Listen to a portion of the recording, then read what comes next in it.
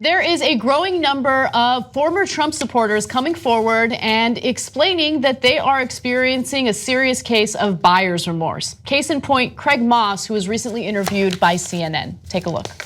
Kraig Moss was a true believer in Donald Trump. 100% Trump supporter. There is no other choice. During the presidential campaign, he followed Trump to 45 rallies across the U.S. And he did it for a very personal reason. I came home and found my son Rob J.R. Moss dead in his bed, and it was devastating to me. We will help all of those people so seriously addicted. We'll get them assistance. Moss believed Trump's campaign promises, especially when Trump reached out to him at a rally. And I know what you went through, and he's a great father. I can see it. And your son is proud of you. Your son is proud of you. Tell me about this guitar. Do you play this guitar anymore? Nope. Why not? I'm not on the Trump trail anymore, and I've lost my heart to play the Trump songs. Moss, who believes his son might still be alive if he'd had health insurance, can't believe Trump supports the Republican health care plan. It would increase the number of uninsured Americans, and it would end the Obamacare requirement that the 31 states with expanded Medicaid cover addiction services. I believed everything he said. And now? Now I don't believe that he was true in his word when he was speaking. I think he was looking for votes, to be honest with you. It's not at all what Mr. Trump promised everybody he was going to provide for us.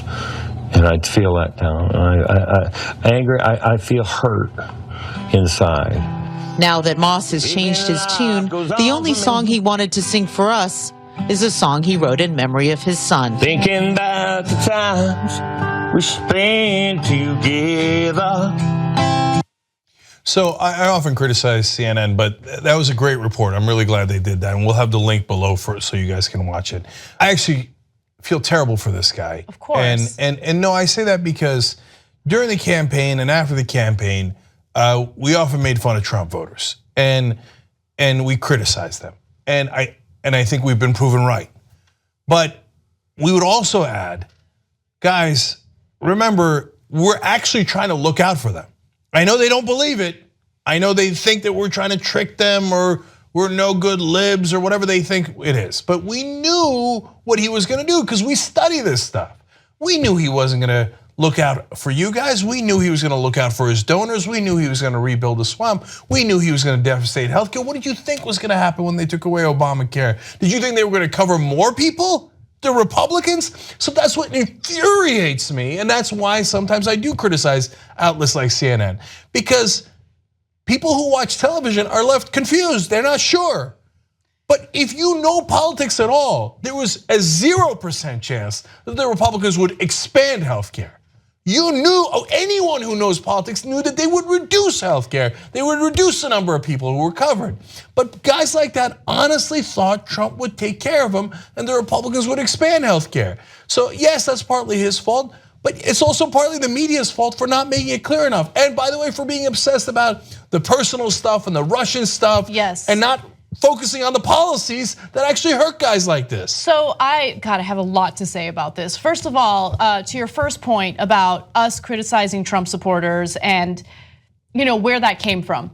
I want to be clear about something. So the things that I'm most fired up about and passionate about actually don't directly impact me in any way. I'm done with college. I have my master's degree. I have no student loan debt, okay? None of those issues are gonna affect me, okay? I have a great job. I'm living a great life. But the reason why I got fired up about those issues and the reason why I was upset on election night isn't because I'm upset about how my life is gonna turn out. It's because I believe in true patriotism, which is looking out for the American people, creating opportunities that you got to take advantage of that are being destroyed by politicians, mainly the Republican Party. That's the reason why I got fired up, right? So yes, was I highly critical? Did I say some very hurtful things about Trump supporters? I absolutely did, and I think you're right. Time is proving us right over and over again, and it will continue to do so, right? And it's clear in Trump's economic proposals. It's clear in what he wants to do with healthcare. He is not looking out for you. He claimed to be anti-establishment when in reality he was the exact type of person who exploited a corrupt political system for his own personal gain. He is not going to look out for you, and I think that's clear.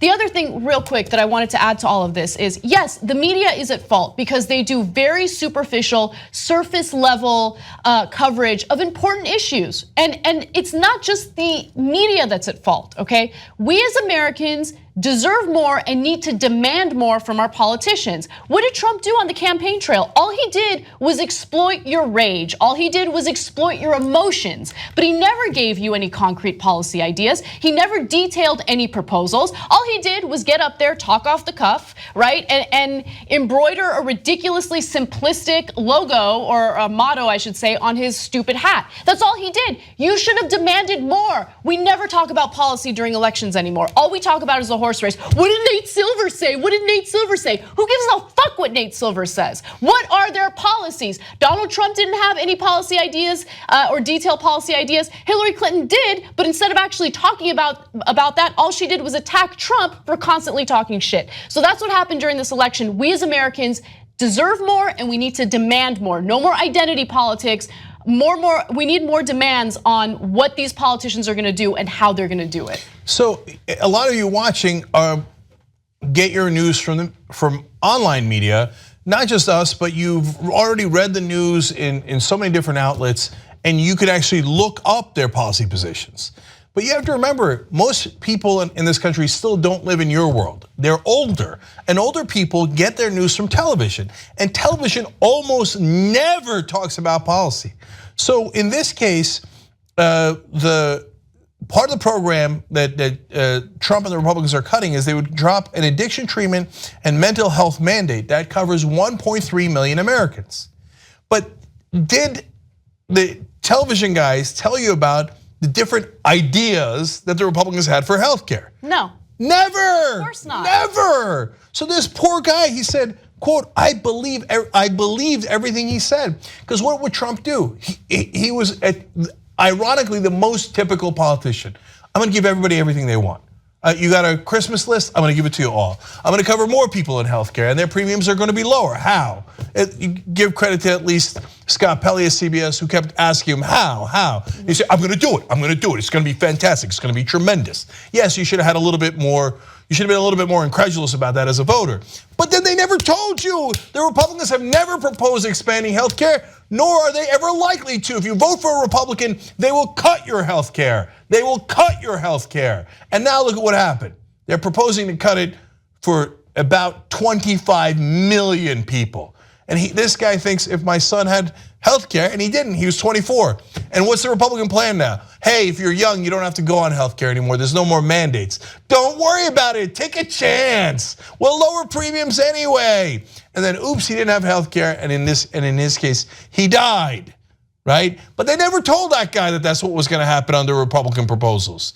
Look, yeah, so I feel bad for him, and I think that there's an interesting conversation taking place right now as to whether or not individuals should feel bad for Trump supporters who are now feeling buyer's remorse. But at the same time, we got to take responsibility for our actions. Donald Trump is a reflection of this country, and it's a reflection of a lack of critical thinking. It's a reflection of this obsession of nonsense, non-issues, polls, drama, the horse race, whatever it is. We need to demand more, and our media needs to do a better job in actually covering the issues that matter. Forget ratings for like half a second, just for 1 year as the election takes place, so people know what they're voting for. Hold these politicians' feet to the fire. That's all I'm asking. But it's become one big reality show, so we shouldn't be surprised that a reality show host won the election. Yeah. Now, one last thing. People are wondering if Trump's numbers, in a different article today I read, they're dropping, and I talked about this earlier in the week. Are they dropping because of the travel ban and the Russian talk?